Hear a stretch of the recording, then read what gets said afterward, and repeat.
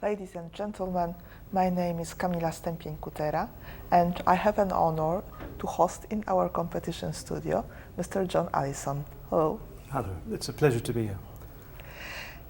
You are not for the first time on the Chopin competition, so you have a big comparison between the level of the each edition of the competition. Is this something different than, for example, 5 years ago? This year, something changes? I don't think so. You know, I was thinking about that just yesterday. There's some fantastic performers, and this time, and I've thought, my goodness, were they really this good last time? And then I think I'm just getting old and my memory's fading or something. I would have said that it's at a similar level, but obviously an extremely high level, which is what the competition is all about. I've been very impressed and excited by several of the players I've heard. I have two important issues to discuss with you today. The first one is more about music, the second one more about music critics.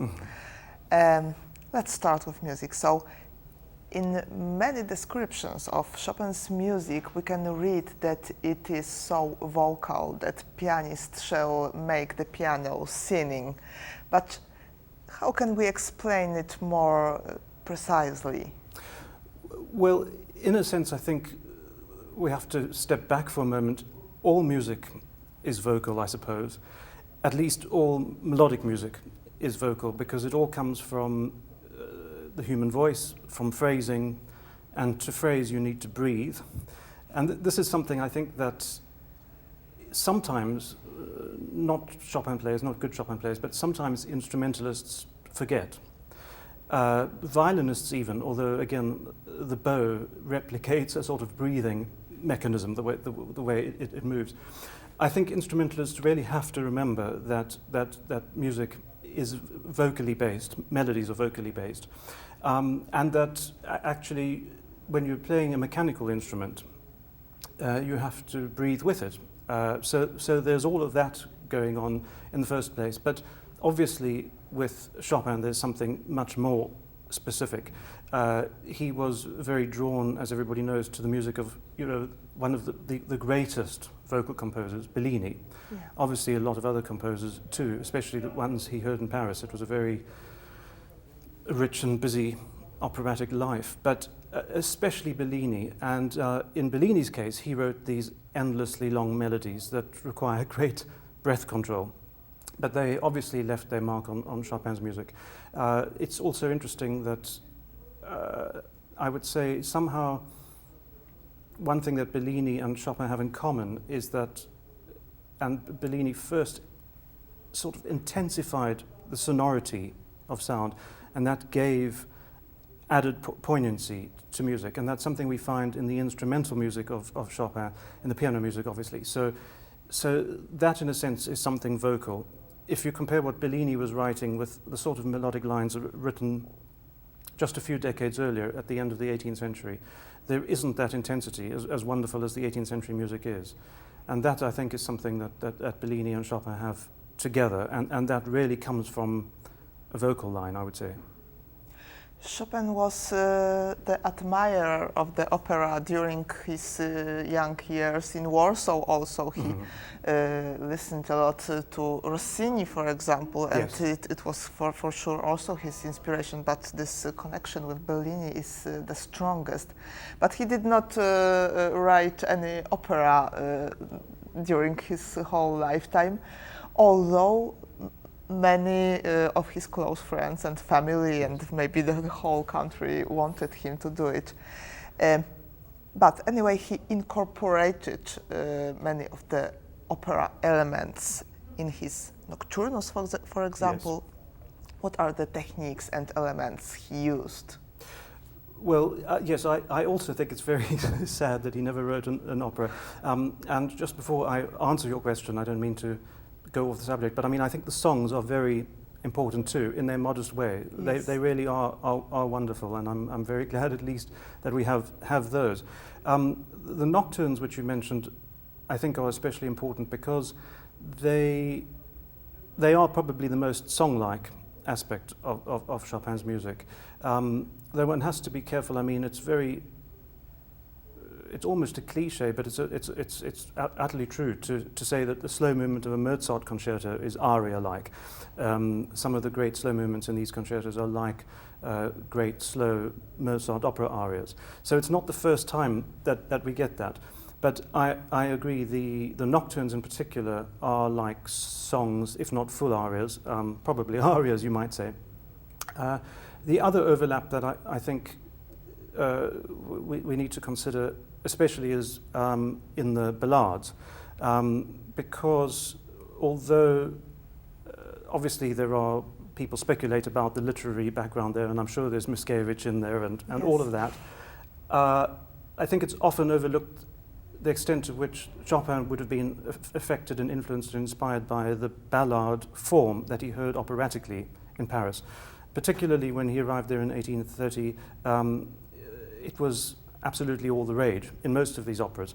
I mean, ballads themselves, or ballads you might call them, go back in opera a lot earlier. I can think, for example, a well-known example is Pedrillo's aria in Führung of Mozart. But round about the time Chopin was in Paris, most composers were inserting these little storytelling moments in the opera, and it's something that other composers took further. I'm thinking a very good, well-known example that people might not realize quite where it comes from is Center's ballad in The Flying Dutchman of Wagner. Now, again, this is something I'm sure Wagner owes to his time in Paris. In the case of Chopin, then he was hearing a lot of these operas with ballads or ballads. And obviously, one of the most famous operatic experiences he had was shortly after his arrival when he heard the premiere of Meyerbeer's Robert le Diable.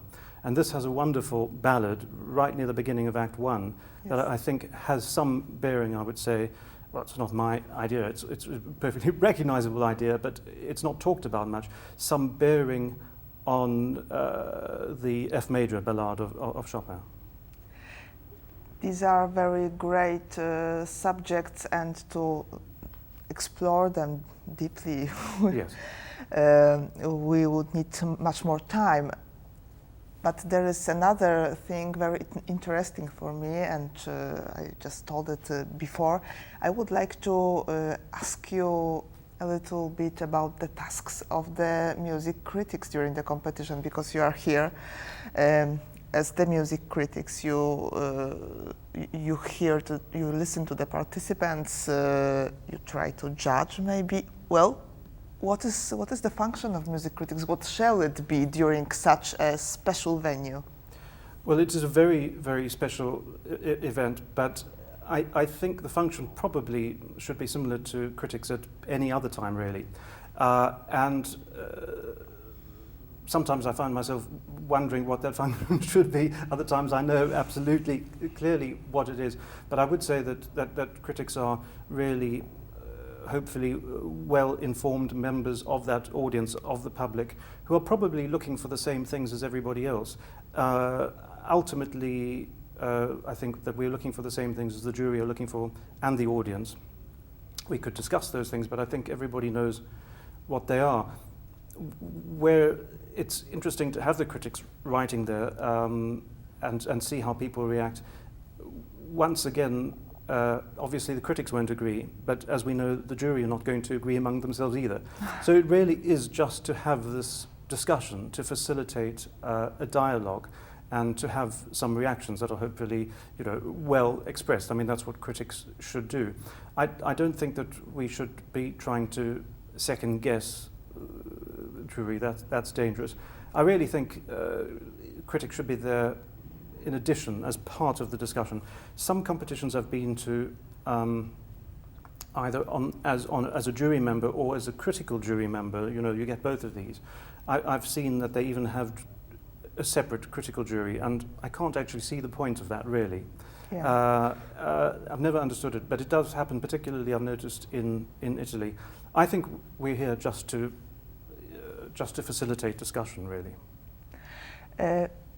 But this is rather specific during the competition, because if we are talking about the concert, of course, the function of the critics is maybe much more clear, because you have to inform, explain, judge, maybe give your opinions. And here, during the competitions, we have above all this, all those young participants, some of them very fragile, some of them major artists, which don't afraid to hear about their piano playing. What to do with this aspect? Because you have to judge, but you have to be careful, maybe. I agree. This is something I think about often. If I just talk briefly about the normal kind of work I do for one moment, to put that in context, I think if you go to a concert with some big star and you don't like it, it doesn't really matter, because you can't do them any harm. There'll be 20 other critics there. They'll all have different opinions. The star is established. You can't damage the career. You can't damage the star's bank balance, shall we say. None of that. But if you go to a debut recital, you have to be very careful, because you might well be the only critic there. And obviously you can do a lot of harm. I'm not saying that you should not say what you think. Obviously not. Critics always have to say what they think. But you have to remember that there's a human being there on the other side of the footlights. This is very important. It's such a complicated business, but I think one has to remember that when you're reviewing young artists. And obviously in a competition, it's all young artists, and you're completely right. The only thing, of course, is that at this level, these artists are really going for the sort of highest levels of, I don't like this phrase, but the music business. They've got to get used to the music business. And if they can't cope with this kind of discussion, then, then, well, perhaps they better, I'm not saying they should just learn to put up with it, but it's part of the musical world, part of the musical business. The audience, also online audience, not only in concert hall, wants to give their own judgments, of course, and sometimes they are very sure that their judgment is the best and the most proper. Do you observe that something changed? Do people need authorities and music critics? Do they need any advices, or maybe because of the social media, for example, people don't want to hear what shall they think? Well, yes, I'd probably be lying if I pretended I wasn't concerned about that. I mean, I believe in this profession that I do, and I would defend it. At the same time, I think all discussion is valuable, and everybody's opinions are, well, everybody can have an opinion.